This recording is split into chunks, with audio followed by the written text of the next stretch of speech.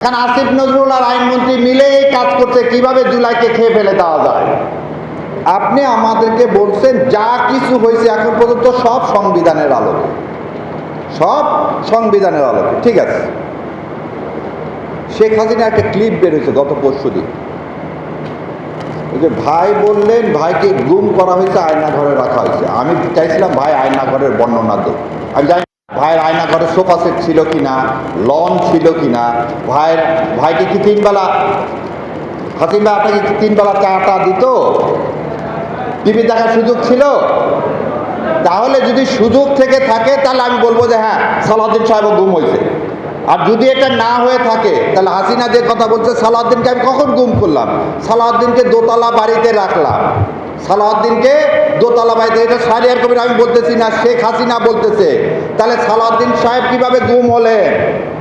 যেভাবে কালকে মিথ্যাচার করে কিছু ছেলেপেলেকে আপনারা ছবি লাগায় জুলাই যোদ্ধা বানায় কি করছিলেন, সংসদের ওই ভিআইপি গ্যালারিতে বসাইছে।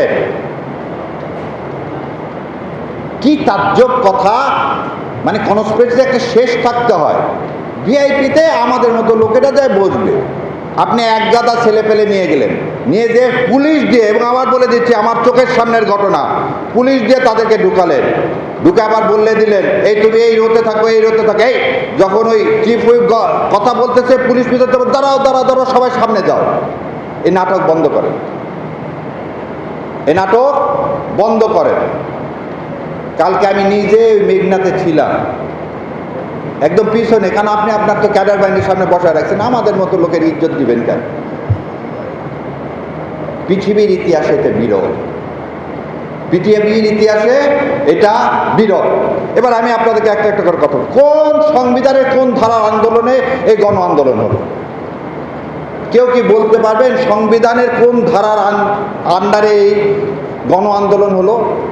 সংবিধানের কোন ধারার আন্ডারে আপনি পুলিশকে মরণাস্ত্র দিলেন? সংবিধানের কোন ধারার আন্ডারে হেলিকপ্টার থেকে গুলি চালিয়ে ছোট ছোট বাচ্চাদেরকে শহীদ করা হলো? আচ্ছা, এটা না হলে গণ অভ্যুত্থান আপনি মানেন না, বিপ্লব মানেন না, খুব ভালো কথা। আপনি আমাকে বলেন সেদিন 5 তারিখে মাননীয় সেনাপ্রধান সংবিধানের কোন ধারার বলে আপনাদেরকে কোথায় সেনা প্রধানের অফিসে ডাক দিল, এবং সেই ডাকে আপনি ফখরুল সেখানে উপস্থিত হলেন। দয়া করে বলেন যে সংবিধানের কোন ধারায় আছে সেনাপ্রধান সমস্ত বিরোধী দলকে সেনানিবাসে ডাকতে পারে? আছে? নাই। আসেন, আপনি সেনাপ্রধান সবাইকে বলল চলেন সরকার গঠন করি, এটা সংবিধানের কোন ধারায় আছে?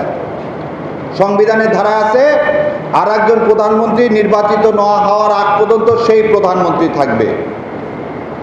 তাহলে আজকে আপনি প্রধানমন্ত্রী হলেন কিভাবে? তাহলে 29 সালের আগে তো নির্বাচন হওয়ার কোনো বিধান এই সংবিধানে নাই, তাহলে আপনি হলেন কিভাবে? এবার আরো একটা জিনিস বলি, আপনারা রাষ্ট্রপতির কাছে গেলেন, রাষ্ট্রপতির কাছে গিয়ে আপনারা তার সাথে আলোচনা করে কি করলেন?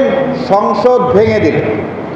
সংসদ ভেঙে দেওয়ার জন্য সংবিধানে আছে প্রধানমন্ত্রীর সাথে আলোচনা ক্রমে তার অনুমতি ক্রমে সংসদ ভেঙে দিতে হবে। সেদিন আপনি প্রধানমন্ত্রী পাইলেন কোথায়? সেদিন আপনি প্রধানমন্ত্রী পাইলেন কোথায়? প্রধানমন্ত্রী তো পালায় গেছে। তাহলে কার অনুরোধে আপনি সংসদ ভেঙে দিলেন? তাহলে এই ভেঙে দেওয়াটাও সংবিধানে নাই।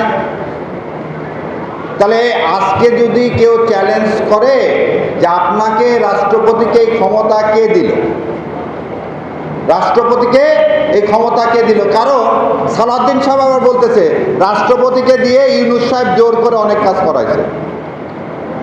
তাহলে রাষ্ট্রপতিকে দিয়ে সালাউদ্দিন সাহেব অনেক কাজ করাইছে, কিন্তু সালাউদ্দিন সাহেবের ভাসুর হয় কে জানেন? সাবেক আইন উপদেষ্টা আসিফ নজরুল। ওই জন্য ওই নামটা নেয় না, কারণ ওই আসিফ নজরুল ছাড়া তো 2 হাত পাওয়া হতো না। কারণ দেখেন কেন বললাম যে ওনাদের সৌভাগ্য আমি পার্লামেন্টে নাই। রাষ্ট্রপতি হচ্ছে রবার স্টাম্প, যত আইন করে দেয় সব করে দেয় আইন মন্ত্রণালয়। তাহলে আসিফ নজরুল এই জুলাই সনদ থেকে শুরু করে সংসদ ভাঙা থেকে শুরু করে যা কিছু করে দিছে, সব কিছু করে দিচ্ছেন কে? আসিফ নজরুল। আর আসিফ নজরুল কোনো কিছুই রাষ্ট্রের অ্যাটর্নি জেনারেলকে না দেখা করাতে পারেন না। সেই সময় রাষ্ট্রের অ্যাটর্নি জেনারেল কে ছিল? আজকের আইনমন্ত্রী। আইনমন্ত্রী সাহেব ওই জন্যে একটা বারের জন্য আসিফ নজরুলের নাম নেয় না, কারণ আসিফ নজরুল আর আইনমন্ত্রী মিলেই কাজ করছে কিভাবে জুলাইকে খেয়ে ফেলে দেওয়া যায়। কারণ এনাই হচ্ছে বাই প্রোডাক্ট কার? প্রথম আলো গঙের